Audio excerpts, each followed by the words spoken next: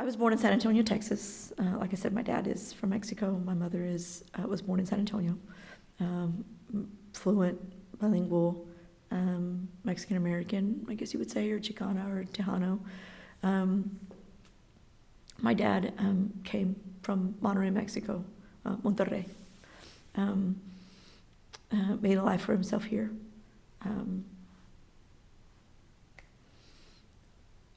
Joined the military really young. He was 18. I was a few months old. Served his country, moved us around. We got to see a lot of things. I saw no discrimination because I was young and because my dad didn't allow it, and that's not who my dad surrounded himself. My dad always surrounded himself with everybody, people of different cultures, different colors. So when I got older, I came to Arkansas. I moved to Van Buren, and it was a shock. We were the only Hispanic family. My brother had it rougher than I did. He was darker than me.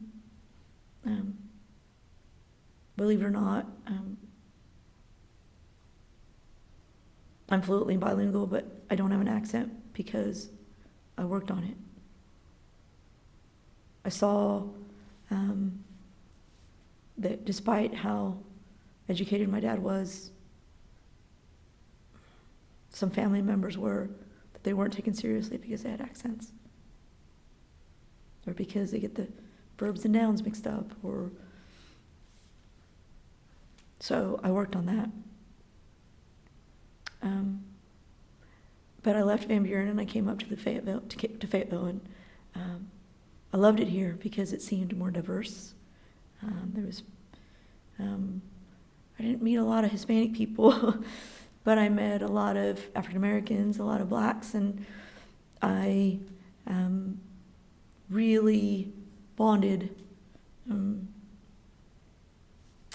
I met my husband, and he's African American. He's black. He's from North Little Rock. He grew up in the ghetto, but he went to Little Rock Catholic, and that, despite going to a private school, a Catholic school, he still had to go home to the ghetto. Our backgrounds were similar because my mother did the same thing. My mother, when she divorced my dad, always lived right on the outskirt of the richest part of town in San Antonio, Alamo Heights. She wanted us to have the best education. She didn't want us to grow up. There were shootings and drugs, and not that it wasn't there, but it was just better. So he had the same experience, and we loved the same music, and we were both Catholic, kind of the same struggles. So we got married, and we had 3 children, divorced after 12 years, but he's still one of my very best friends. We co-parent, we do everything together. My children came out, they were born, they look like me. They look dark Hispanic. Of course, they do have some features like their dad. My oldest is darker, but my hair texture, but curls, beautiful, beautiful curls. We adopted an 18-year-old who was in college wrestling with my middle son. He is African American. Johnny and I adopted him together. So when I met at the time I was dating my current husband, and he was very understanding and very willing to be a part of bringing in my Keon. My current husband is white. My stepson is white. My stepdaughter is white. So we're a blended family in that aspect. My children not only grew up with black grandparents and black aunts and uncles, but Hispanic aunts and uncles and Hispanic grandparents. But also, my stepdad is white. So my children have seen all of it. We have a very diverse family. They grew up in a diverse school because I insisted on putting them in a school here in Fayetteville that I felt was diverse, and that's where they grew up. I mean, that's where they got their educations. I didn't take them to, that was before a lot of the boundaries were reset and reconfigured. So, but I made sure that I wanted them in those schools.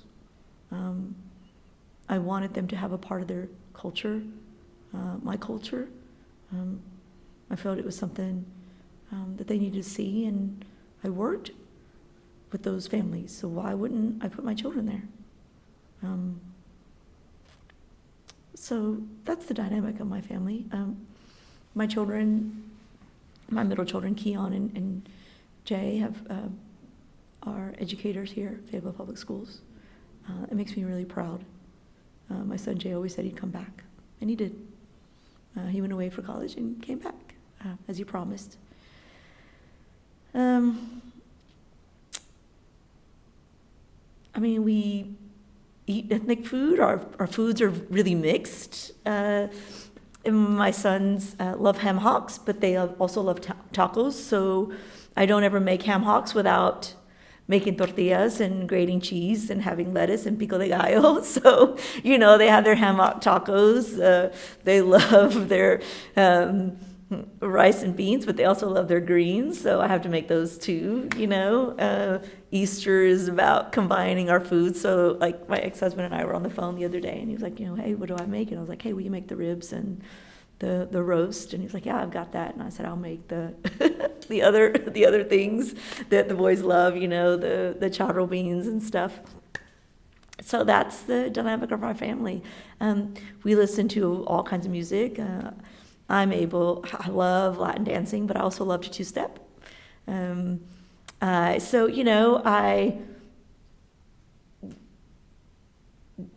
Just because we love our cultures doesn't mean we haven't embraced other cultures. I love my husband's family. I love their southern accents. It's my favorite. I always say, like when we go up north and stuff, I watch him while he orders food, because I just feel like a whole can of biscuits and gravy is going to pop out of his mouth. Cornbread, I always say that because it's just cute to me. It's to be flattering. It's not that, to embarrass him. So we two-step and we line dance and we merengue and we salsa and we do dance to norteño music and tejano music, cumbias. I love rap music. It's a lot of our students get surprised when I share that. I do, I really, really do. There's times when I ask Kai if we can go dance, and he asked me what type, and there we go, to whatever venue we need to find to dance to whatever type of music. That's a great connection to children, that I think I have, is I can relate. I have 20-something-year-old boys, and I have a teenager, and I can relate to what they're doing. I keeping abreast of all that social media and stuff is important, even though we don't like it sometimes. It's important. So that's my family. We're just a little bit of everything, but we're loud. We're happy. We fit a lot of the stereotypes. And there's a lot that we don't. So that's my family. They're the best. One day, my older boys were in kindergarten at Leverett Elementary, and I heard over the intercom as I was walking over to class that they were not going to have ESL classes because there was no sub. And I immediately I remember just feeling like I looked up like at God and was like, they have ESL. I'd totally forgotten about ESL. I grew up in San Antonio and in El Paso, where they had, actually my dad was in the Army, so we moved a lot, and every school had ESL for those that English wasn't their first language. And so I thought, hey, that's my in. I can go apply to be a sub, and whenever they need a sub for ESL, I'll volunteer and sign up. So that's how that started. And then before you knew it, they hired me on as an ESL aide and actually their translator. So I was their ESL aide, their translator, and their family liaison. And resigned, then got hired on at Asbel when I had my third child. And same thing, I was an ESL aide. They were looking for someone that was not only bilingual but bicultural, and I fit what they were looking for. I am bilingual, fluently bilingual, and I'm bicultural. My dad is from Mexico. My mom is Mexican American, but she was born in the United States. So it's kind of what you call Tejana or Chicana. I'm sure you've heard those terms. So anyway, got into that. It was just something that I really, really enjoyed doing. I was very fortunate that second round when I was at Asbel to have a principal that understood that she needed a liaison, not just a translator. She needed someone that was going to make the connection for her, between her and the families, but not only her and the families, between the teachers and the families. I appreciated that so much. That was one of the best years of my life. It was probably about 12 years that I worked with her, and they were the best because she wanted that and she understood that. I feel that we've missed that a little bit. No, not a little bit. We're missing that a lot. We're missing that desire to connect. The relationship building is what's most important. So going back to when I was asked to be that, we made, bounds. We were, if I'm correct, we were like 88% free and reduced lunch. And that didn't matter. The standards were high, and those children met them. The goals were high. The children met them. The principal didn't ask of her staff what she wasn't giving of herself. And that made me want to work 150%. That made me put in the extra hours. The other thing she changed was calling us classified and certified. Well, there's the certified teachers, and then you have the classified. They're mainly called aides. She totally eradicated that we were called aides. We were not allowed to make copies for teachers. We were not allowed to cut and decorate bulletin boards. We were there to do interventions. We were called interventionists. We were all trained just like everyone else. We stayed after school with everyone else. We were all treated the same. It didn't matter if we had our bachelors. It didn't matter if we didn't have our bachelors. She expected that of us, and we gave. Our staff was very diverse. That helped. That was the most ideal and perfect work environment I've ever been in. Now I'm a library aide. I don't do interventions. I don't do a lot of translating. I don't have, unfortunately, the relationship that I used to have with parents and families. I miss that.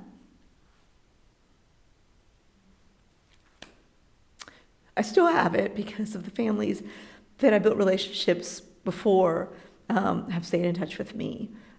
I still get invited to the quinceañeras and the baptismals and the birthday parties. I'm actually going to one tomorrow. I feel like our teachers, like I said, need to ask what I'm seeing now, need to ask their peers. Reading books is, like I said, is good. But asking those of us that have grown up in the barrio, those of us that have grown up in the ghetto, those of us that have come from refugee camps, we have a lot of insight that you're not going to get out of a book. One of the things in the library that I love, and when I said I'm just a library aide, I didn't mean that I don't love the job, because I do. I get to see all the students. I don't just get to see a certain group. My favorite thing is getting to know all of them, but it's seeing the influx of just the new books that are coming in that have pictures of people that look like me, that have pictures of people that look like my sons, that look like my family. It's really encouraging, and it's really uplifting to see that. Our library is assorted by genre. So in our chapter books, we have mysteries and historical fiction and realistic fiction and humor, for instance. And in our picture books, we have princess, funny, Arthur, Clifford the dog, Bears Thing Bears. But we also have scary, we also have realistic fiction, we have fantasy fiction. And then we have the section that's multicultural. And for a while, all the books were getting labeled. Didn't matter what they were. If they had an African-American child on it or a Hispanic child on it, they were getting put in that section. Well, our children were not going to that section. Our children were going to the princess and the humor and the scary books. Why aren't some of those books, I decided, I needed to take those out and set them into those, because I wanted to pull a book from the princess section and see a princess that looked like me. Our children need to be able to go to any genre, any section, pull out any book and see themselves. Over and over and over again. Not just one time, not just one book, over and over and over. I remember one day the police were going to a house next door to us, and I was getting my boys in the car, and they were about 4 or 5 years old. And they said, Mama, are all police white? And I said, well, no. I think it just depends on where you go. And I remember one of them said, so you mean I have to leave Fayetteville, or I have to leave here to go somewhere else if I want to be a policeman? And I was like, no. You can be a policeman here. You just go. You just go and you just do it. And now that my kids are older, and as men of color have seen obstacles and hurdles, I kick myself. Because it's not as easy as just go. When I bought my son his first BB gun, my mother lost it, just cried and was so mad at me. And there was a part of me that wanted to be defiant and be like, why should we do this? Like, why should my son not have a BB gun and be outside and shoot a BB gun? But the other part of me wants my son alive.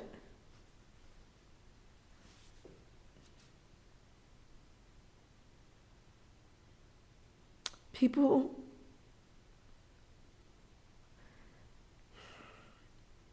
of color, people like me, have had to teach their sons they can't ride all in one car together.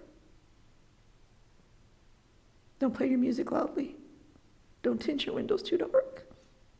Keep your hands out of your pockets. Don't touch anything you're not going to buy. Keep your hands inside. If they take you to jail, just go. I'll get you out.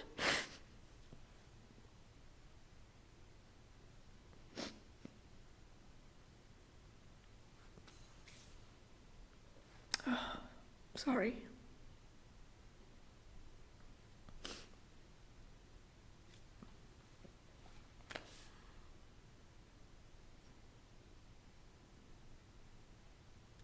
So besides the fears of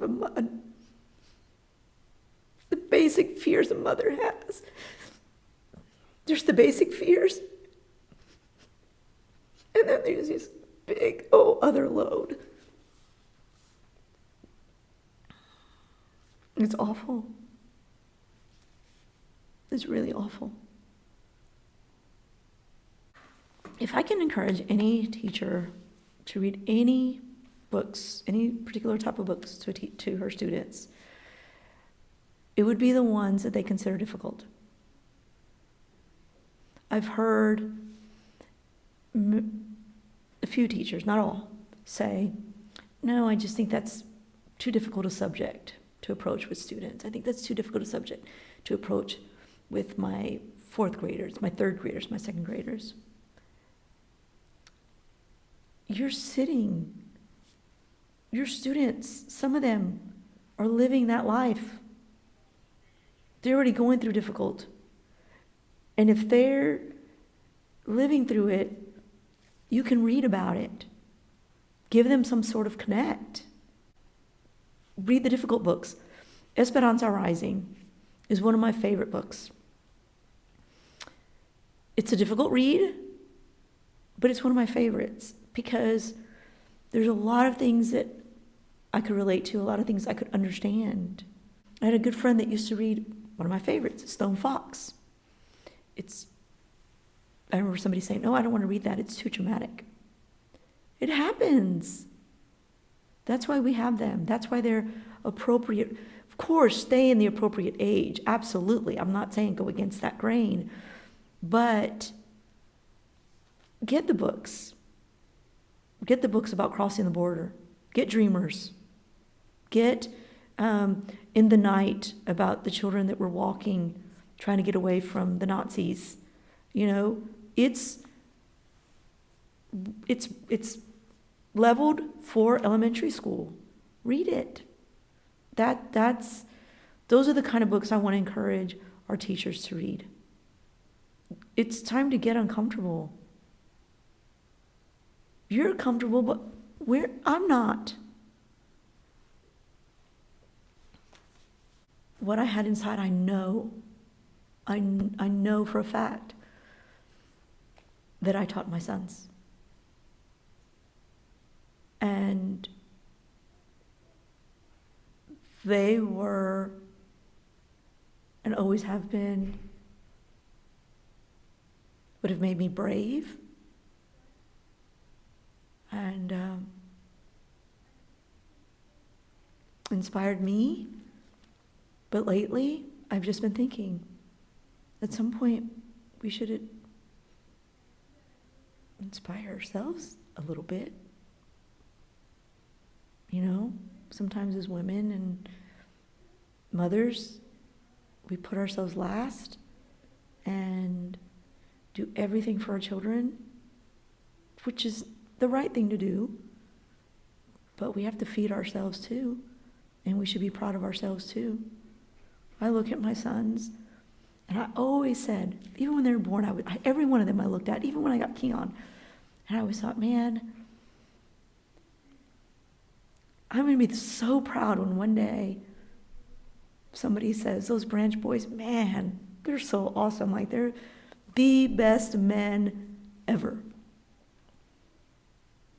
And I did that. I did that by maintaining a relationship with their father, even when we were divorced, even now, 18 years later. I did that. I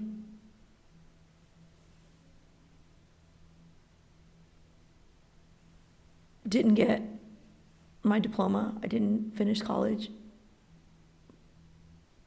But I listened.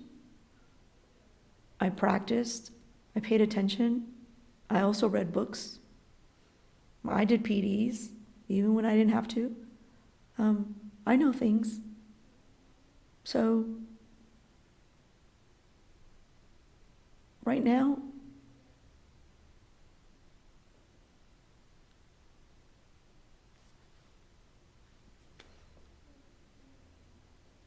I've really just been working on I'm worthy. I'm worthy to have a conversation with. I'm worthy to ask these questions that I'm being asked today.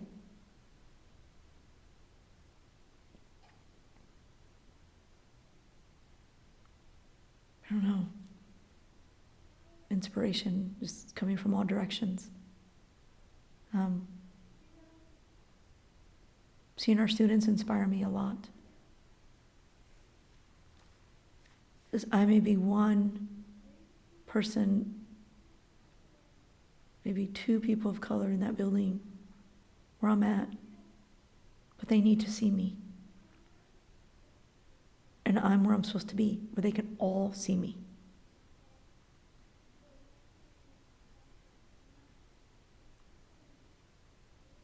Because they inspire me to go back, even when sometimes I don't feel like it. Because they need to see me. I need to be seen. And I need to be heard.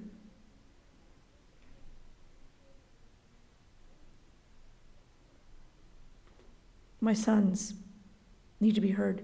They need to be seen. So that inspires me. If I can pave a way to make it easier on them, I'm going to do it.